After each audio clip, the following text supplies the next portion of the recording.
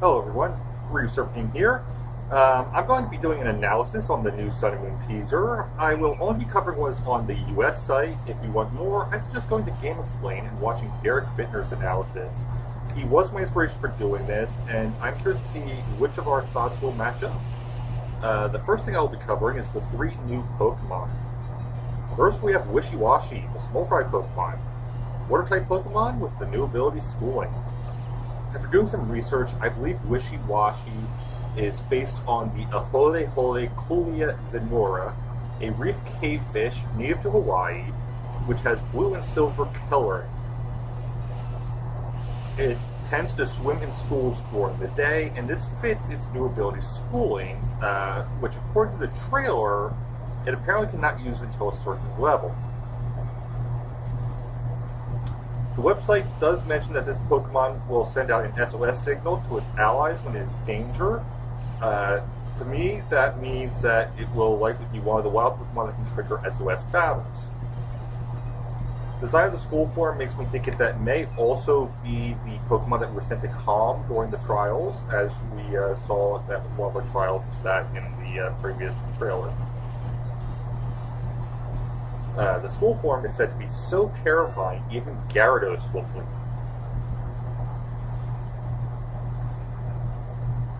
And that says a lot.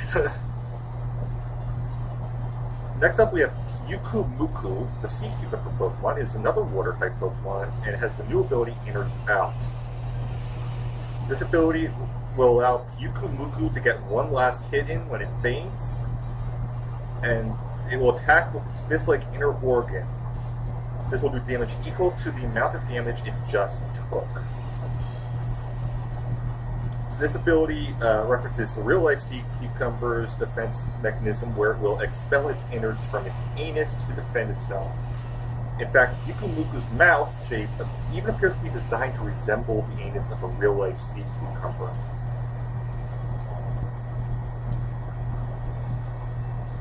This ability will also mean that more strategy will have to come from deciding whether or not you want to use a super effective move against Pyukumuku, as it will always do damage equal to whatever it took to faint in. And finally, we have Morelull, the Illuminating Pokemon. Their grass variant have the ability Illuminate or Effect Sweep. I could not pinpoint any specific mushroom that this would be based off of. The fairy typing leads me to believe that there may be a reference to the Foxfire mushroom, which is also known as Fairy Fire. However, its design does not resemble that mushroom at all, and that mushroom is not connected to Hawaii in any way.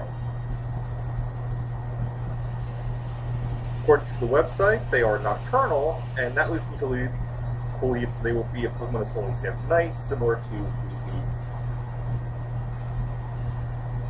They're said to use their roots to communicate, and that matches how real-life mushrooms are really just complex organisms that have a large network of roots underground. That is all for this first section.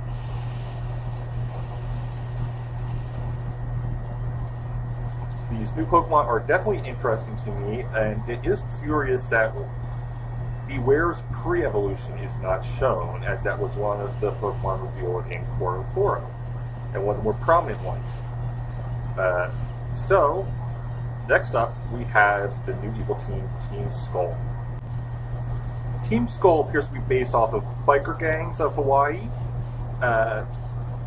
They focus on stealing Pokemon and messing up the trial sites. As usual, they have Zubat on the team as one of their Pokemon, which is, of course, traditional for the evil team. They all appear to be wearing a pendant shaped like an S with teeth on the side, and the teeth on the side of the S cause it to resemble a skull, which I think is a very clever way of doing it. The leader of the team is Guzma, who seems to have some kind of relationship with Professor Kukui. According to him, they are both people who were not able to become captains and never could become captains. Both he and Plumeria appear to have skull tattoos. speaking of Plumeria, she is Team Skull's admin. She is the one who keeps the team in line, and according to the site, views the grunts as her younger brothers and sisters, and feels discipline as a strict sister would. She will not forgive anyone who defeats them. Of course, finally, we have the grunts, because what would an evil team be without the grunts? The grunts all wear the same black skull tank, and amusingly, the tanks are not given to them. They have to buy them themselves. In the trailer, the grunts appear to be named A and E. This could just be for the trailer, but it may be a reference to them having some kind of connection to Zygarde, who I think we can pretty safely say has some kind of involvement in the story in these games at this point.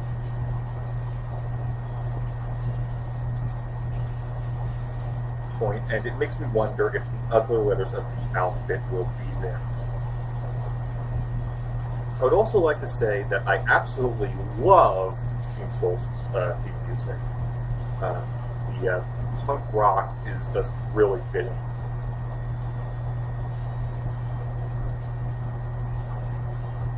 Of course, for the final section, we're going to be going over the new Alolan forms. So the first new Alolan form we have is Meowth, who trades the normal type for the dark type and can have the abilities Pickup or Technician. They were apparently sent as a gift to the Alolan royal family from another region. These Meowth that were gifted to the royal family were said to live a life of luxury and pampering, which made them very selfish and prideful. They'll fly into a rage, the coin gets dirty, or their pride wounded.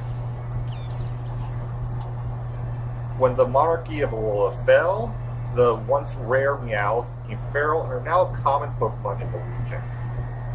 I believe that they may be based off of the Royal Blue breed of cat, as they do have the coloration and the connection to royalty. I don't have much more there. Next is the Alolan Marowak, who trades the ground type for a ghost fire type and has the abilities of Cursed Body and Lightning Rod. They take bones and light the ends on fire by rubbing them on their forehead, and then they spin the bones around and dance, which is a reference to the Hawaiian fire twirls, and is presumably why Kiawe's, and I am now aware that that is the correct pronunciation, Marowak has a dancing trial. The people of Alola are actually said to fear it, as it is rare and its fiery dances make them believe it to be a conjurer.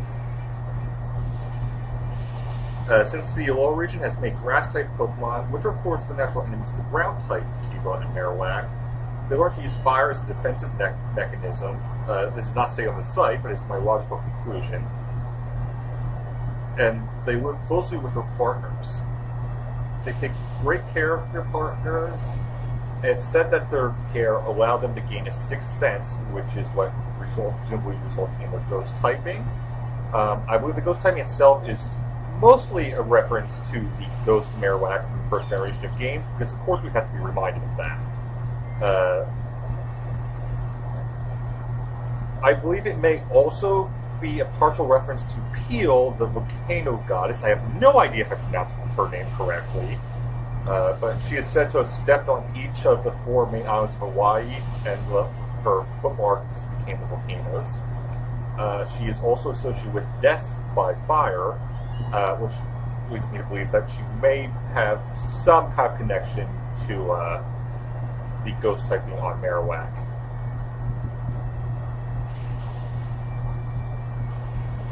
She is also said to currently reside in what the southeastern island of Alola is based off. I cannot remember the name of the island. I am sorry. Not the real life island, that is. We don't have the name for that island quite yet.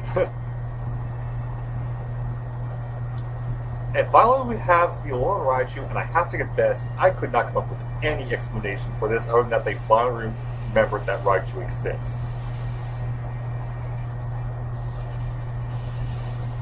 Raichu gains the secondary Psychic type and has the new ability Surge Surfer, which doubles its speed when electric terrain is active. Obviously, they are focusing more on double battles, which I believe is what they have as their current official battle style. I'm not 100% on that. Annoyingly, the only explanation the site gives for the psychic powers is that a lot of people don't really care, and their explanation is that maybe they ate too much fluffy round pancakes. It's an amusing explanation, but it's annoying because it doesn't tell me any information. Rubbing the electric sacs on his cheeks causes a sweet aroma to be released. There's no explanation for this, though I believe it's related to their psychic powers. I am personally wondering if this may be a hint that this Raichu will be able to learn the Sweet Scent ability, or move, which is always a useful move to have in your party if you're hunting for Pokemon, especially now that hordes exist. The Alolan Raichu are able to gather psychic power from the air in their tails, and then ride on them to float in the air. This is, of course, a reference to surfboards, but I believe it is also a reference to the animation from the Pokemon Stadium games when Raichu uses surf, where it would ride on its tail. That is all I have for these analyses. I'm not sure what the correct plural is. I will, of course, be watching Derek's analysis, as I always do, and I love his analysis. I would never have even been able to do this without his analysis there, just because they're what inspired me to do this. And if you guys have any of your ideas of your own, please put them in the comments. I'd love to hear them. I'm sure Derek would actually like to hear your own stuff too. I know that he will take suggestions from on Twitter as to what certain things might be. In fact, I'll give you the Twitter. It is at BITNERDGX.